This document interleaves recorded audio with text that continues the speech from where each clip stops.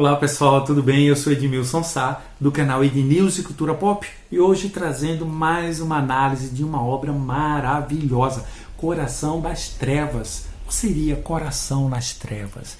Bem, do que trata esse livro? Joseph Conrad, quando ele escreveu esse livro no final do século XIX, início do século XX, narra a história de um homem chamado Charles Marlowe. Ele é um inglês que é convidado por uma companhia belga a subir o rio Congo até o coração da África, Coração das Trevas. Perceba, o livro está infelizmente cheio e eivado de preconceitos, e a gente vai falar um pouquinho sobre isso. E atrás de um famoso comerciante chamado Kurtz, que dizem que ficou louco, que precisa ser resgatado, as pessoas das companhias que o contrataram precisam urgentemente de documentação, de outras coisas que são essenciais para o domínio daquela região. Então Charles Marlowe começa narrando a sua história para vários amigos enquanto está no rio Tamisa, na Inglaterra. E essa narrativa no começo é um pouquinho confusa, porque é chamada narrativa moldura, ou seja, uma história dentro da história, em que ele narra os fatos e às vezes a gente fica sem saber se está fazendo parte daquela narrativa ou ele se refere a tempos atrás. Mas com o tempo a gente começa a entender, e aí a história ela se caminha de uma maneira muito natural e muito simples também. É muito bom, mas eu acho que a maneira como ele narra, apesar de não ser rebuscada como outras da época, não é de fácil compreensão não também. Então é uma leitura que precisa, a princípio, um pouquinho mais de atenção. Depois a gente começa a entender como se dá essa narrativa, e aí as coisas fluem muito mais facilmente. Então nessa empreitada para ir até o Sr. Kurtz, eu ia falar Coronel Kurtz, mas Coronel Kurtz é o papel interpretado pelo grande magistral Marlon Brando no filme Apocalipse Sinal, que é uma adaptação do livro Coração das Trevas, e é uma obra-prima, um dos melhores filmes de guerra de todos os tempos. Ele vai passar por um monte de desafios, principalmente com respeito à visão do homem branco europeu, em detrimento de uma cultura que, para eles, infelizmente, é selvagem, é atrasada, é ignorante. Veja só, a gente percebe que o livro, ele, em várias partes, ele sempre está mostrando o homem africano de uma maneira que é não só preconceituosa, mas é nefasta. Veja como, na maioria das vezes, os povos africanos são retratados. Aqui na página 54 ele diz assim: havia formas negras agachadas, deitadas, sentadas entre as árvores, encostadas nos troncos grudadas à terra, metade visível, metade apagada, dentro da luz mortiça, em todas as atitudes de dor, abandono e desespero. E é triste a gente ver isso, porque quase sempre, toda vez que se via os povos africanos, eram quase sempre dessa forma, não como pessoas, mas como formas apenas, como silhuetas, e negras, que a gente sabe tem sempre uma conotação preconceituosa, de malignidade, de selvageria. E o livro, apesar de trazer essa conotação racista, ele é um apanhado histórico maravilhoso. Então, no sentido histórico e de compreensão de como as coisas aconteciam naquele momento, é uma obra-prima. Mas ele peca porque ele está cheio de preconceitos também.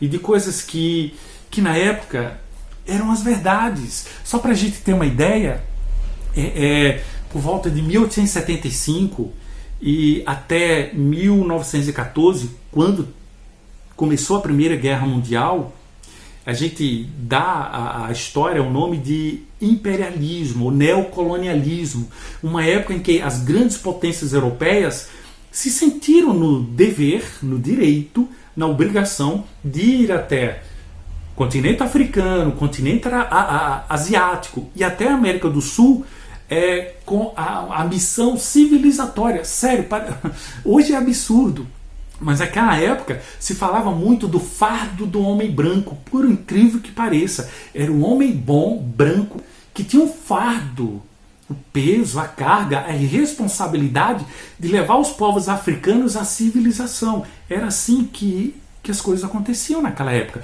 E detalhe, isso tudo criado pela ciência. Sim, o racismo foi uma teoria criado, defendido e difundido pelo mundo inteiro pela tão bela, tão maravilhosa ciência. E 100 anos depois, mais de 100 anos depois, o racismo ainda está tão impregnado dentro de nossas sociedades que, minha nossa, como é difícil a gente não ver situações de racismo. É só olhar um telejornal. É uma pena. Então, enquanto ele, Charles Marlowe, adentra cada vez mais no rio Congo, até chegar ao centro da África para encontrar o Sr. Curtis, ele passa por situações que são analogias de nossa vida aqui na Terra. Né? Ele está sempre encontrando o outro, o diferente, e é triste, mas ao mesmo tempo a gente precisa entender que era o olhar da época, né? Do europeu daquela época. Mas ele sempre tem medo do diferente, sempre vê as formas negras com medo e vê neles selvagens, ou ignorantes, ou canibais, ou seja lá o que for. Gente, tirando a força do corpo e a sua anatomia, que ele fala sobre isso também, todos os outros adjetivos são sempre pejorativos. É uma descrição fantástica, triste, mas fantástica, da visão do homem branco, bom, bondoso, para com os povos inferiores, selvagens, africanos. E aí, quando ele chega para encontrar o Sr. Curtis, o coração da África, o coração das trevas, hoje que seria o Congo, a gente, só para ter uma ideia, uma exemplificação aqui histórica, o Congo, naquela época, chegou a se transformar numa propriedade privada do rei Leopoldo II da Bélgica.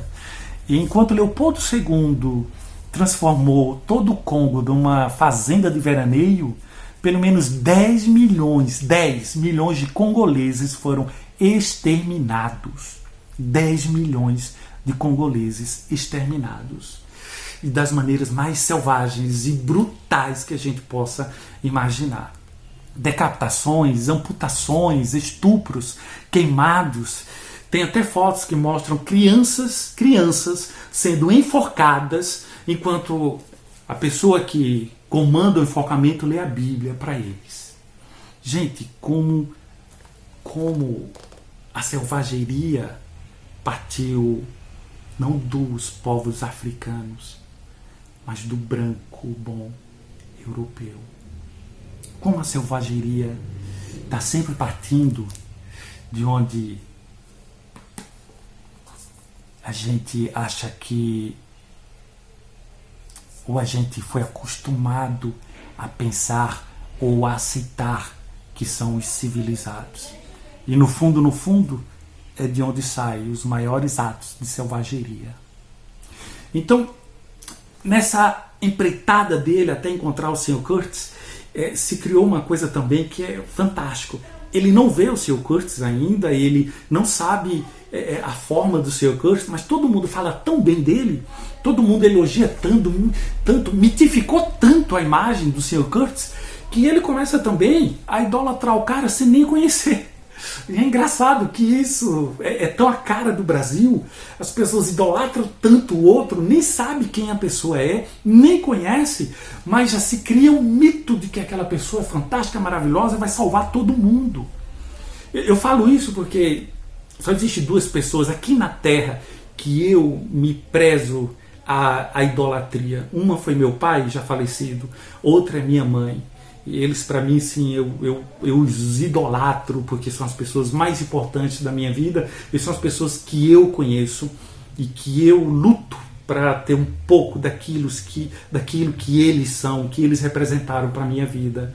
Outras pessoas não. Outras pessoas eu admiro, eu conheço, eu me alegro com elas, mas idolatrar não. E eu acho que é um momento de reflexão para nós brasileiros, para que a gente passe a ver a nós mesmos como seres e atores da nossa própria história, e não jogar toda a nossa fé e esperança em pessoas que a gente nem sabe quem é, que a gente nem conhece, mas porque os outros falaram, a gente criou também uma mítica em função dessas pessoas. Então é preciso abrir os olhos com respeito a isso.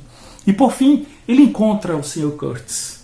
E olha que engraçado, eu não vou dizer porque seria um dos grandes spoilers aqui, como é o encontro dele com o Sr. Curtis. Mas quando ele encontra, a sensação que eu tive é aquela de, minha nossa, agora eu sei que tudo aquilo que se falou do cara, nem tudo é verdadeiro. Isso serve para hoje, para o brasileiro abrir os olhos, principalmente com respeito à política. Desconfie sempre, goste, simpatize, mas nunca feche os olhos, nunca fique cego para a questão do outro.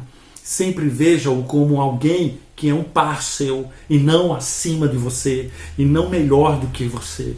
E aí, nesse sentido aqui, o livro dá um show também, porque é fantástico, é uma maravilha. Para terminar, eu gostaria de ler uma frase aqui, no final dessa edição tem vários textos, vários artigos de pessoas que comentam sobre o livro. E um do Christian Ingo Lenz Dunker, ele diz o seguinte, é fantástico.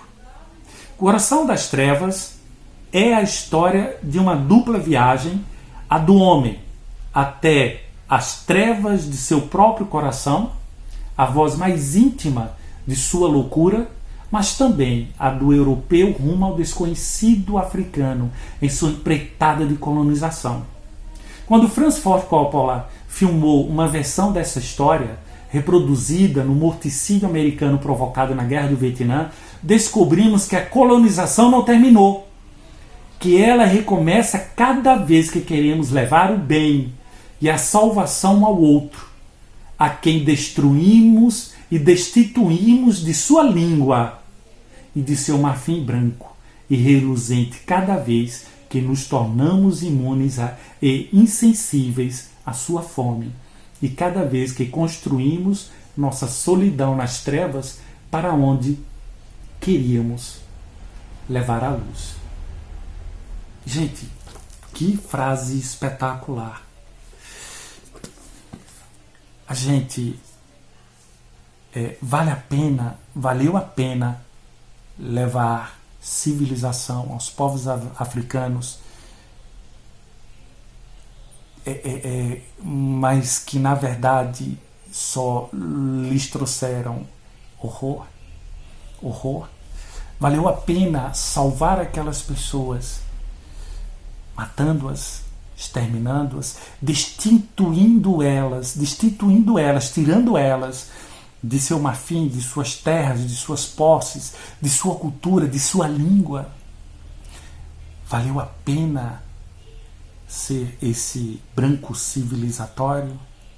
Veja, antes do imperialismo, o continente africano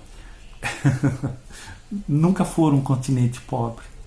Depois do imperialismo, o continente africano é hoje o continente mais pobre e miserável do mundo, graças ao horror causado por aqueles que não foram no coração das trevas, mas foram com o coração já nas trevas, porque foram para matar, para roubar, para destruir.